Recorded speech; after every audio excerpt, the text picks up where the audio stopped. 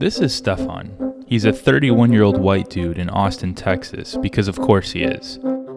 After dedicating 2 years of research to the housing market, like a monk in a monastery, he finally takes the ultimate leap of faith and becomes a homeowner. His mother calls him an overthinker, but Stefan's not afraid to show her what a real estate mogul looks like. Let's watch as he navigates the treacherous landscape of home buying and uncovers the secrets lurking within the walls of his new abode. Real estate. Probably how your rich uncle got rich in the first place. So there's something called the BRRRR method. I won't get into the details, but basically what you do is you buy a house, you rehab it, you rent it, you refinance it, and then you repeat. So you do it over and over again until you become a millionaire. It's actually quite simple, but obviously not easy. Hi everyone, my name is Stefan, and I'm excited to announce that I just bought my first house. Super excited. Don't really know what I'm doing, kind of flying from the seat of my pants here, but I wanted to kind of run you through the house and also give you some first-time homebuyer tips and tricks. So let's get started. The first thing we're gonna do is walk into this garage. To the outsider, this might look like a regular garage, but to me, this looks like opportunity, and I'll tell you why in a second. Come on in. Looks like a regular garage, right? Not. Got a toilet here. Crazy. And a shower and a sink. So what I could basically do is turn this into a garage apartment, if you will. The cameraman almost fell over there. Be careful. So we want to knock down this wall and turn it into, kind of open up the space a little bit. I'll show the other side in a second. But let's go inside, check out the rest of the house.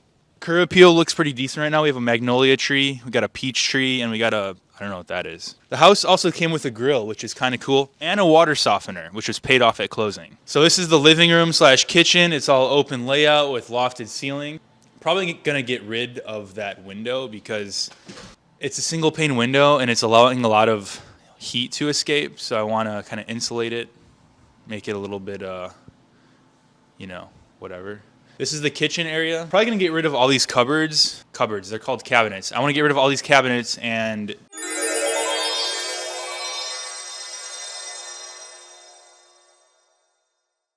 either refinish them or do something with them, and also install a big window right here and potentially move the sink over here so the sink is against the wall. The reason I want to put a window in here is because the lighting is just not that good in this area. In the rest of the house, it's well lit, but here it's kind of dark and these overhead lights don't really help. Natural light is always the best. That's the living room and kitchen. Let's go into the first bedroom here and just kind of give you a tour of what the rooms look like. So this is bedroom number 1. This house is a 3-bedroom, 2-bath, 1,100 square foot house. This room doesn't really need too much work, probably just some paint, maybe new flooring, and a new window, and that's pretty much it. This is bedroom number 2.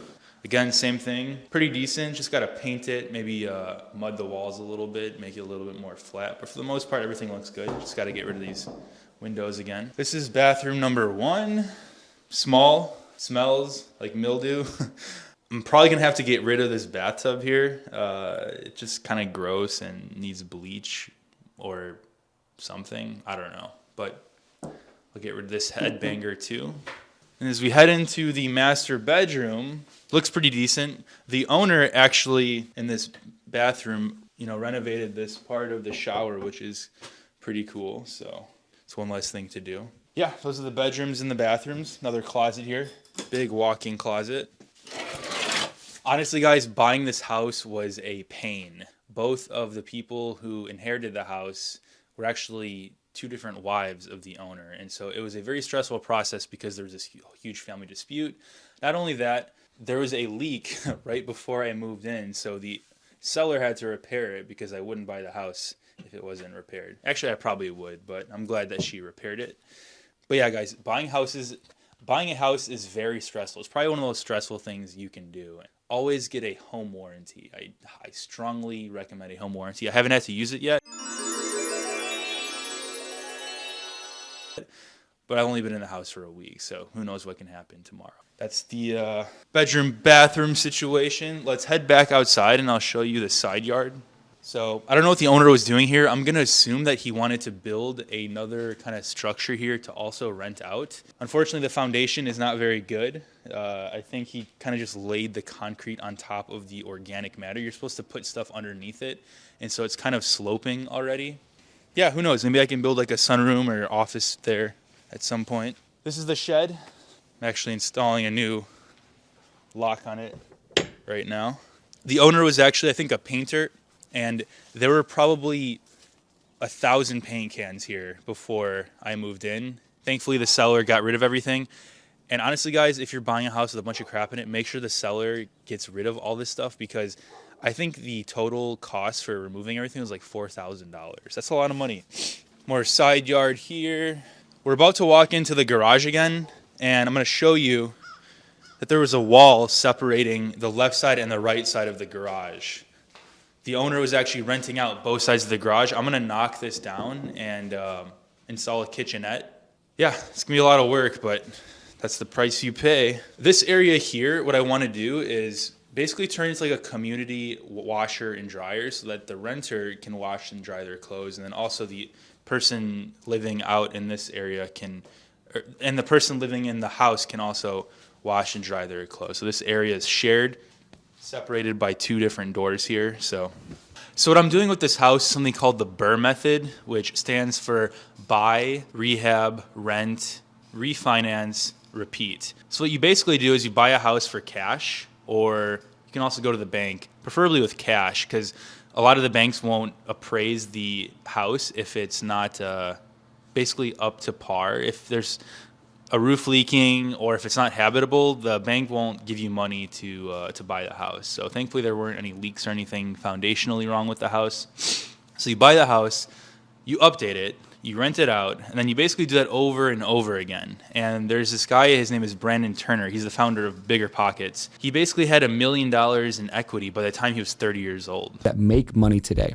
I do not expect rent to drop. And even if it did, it could drop 20% before we even break even. I think real estate is something that you can get wealthy on. That's simple, but obviously not easy. Basically just follow the method, the BRRRR method. You can build a lot of long-term wealth. You're not going to make money right away, but over the long term, you can build wealth. So I'm really excited for that. I never thought I'd get into real estate.